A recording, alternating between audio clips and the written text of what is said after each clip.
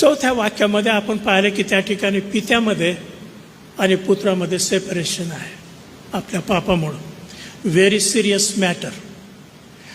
पाप हे कुठेही असो, पापाचा हा मूळ स्वतः गुणधर्मच आहे की हे पाप आपल्याला देवापासून विभक्त करतं.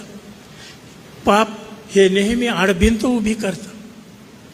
काही लोक असं शिकवतात की बा एकदा उद्धार झाला, एकदा तुम्हाला तारणाचा अनुभव झाला, एकदा तुम्हाला ते तारणाचं दान मिळालं की ते मिळालं, मग तुम्ही काही केलं, एक मर्डर पण केलं तर काही होत नाही, ते तारण तुमच्यापासून कोणी घेऊन जाऊ शकत. तुम्हाला माहिती आहे अशा मंडळ्या आहेत, तसा विश्वास धरणारे लोक आहेत. आता मी नावं घेत नाही. वन्स सेव्ड ऑलवेज सेव्ड ही थिओलॉजी ऐकली तुम्ही? Once saved always saved. एकदा तुम्ही प्रभूकडे आले, तुमचं तारण झालं, तर मग तुम्ही पाप जरी केले, अनितीमध्ये गेले, खोटे व्यवहार केले, सवयीमध्ये गेले,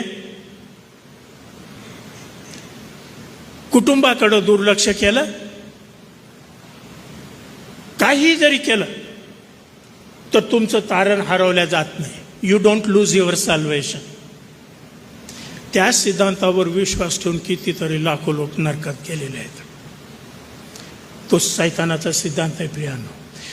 पापाचा हा मूळ गुणधर्मच आहे की पाप केलं की त्या ठिकाणी सेपरेशन आहे.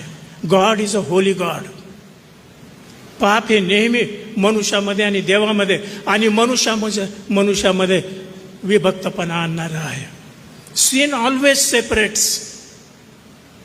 फक्त तारण झाल्यानंतर तुम्ही पाप केलं तर काहीच त्याला अर्थ नाही आहे, सर्व काही ठीक आहे. फक्त तारण होण्याच्या आधी जे पाप होतात त्याचंच फक्त दखल घेतल्या जाते, हा सिद्धांत शास्त्रामध्ये नाही आहे प्रियांनो.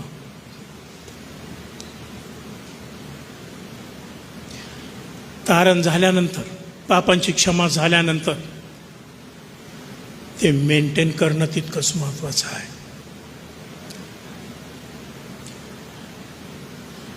तारण आणि मानवी जबाबदारी ह्या दोन्ही गोष्टी सोबतच गेल्या पाहिजे. ह्या पॅरलल आहेत.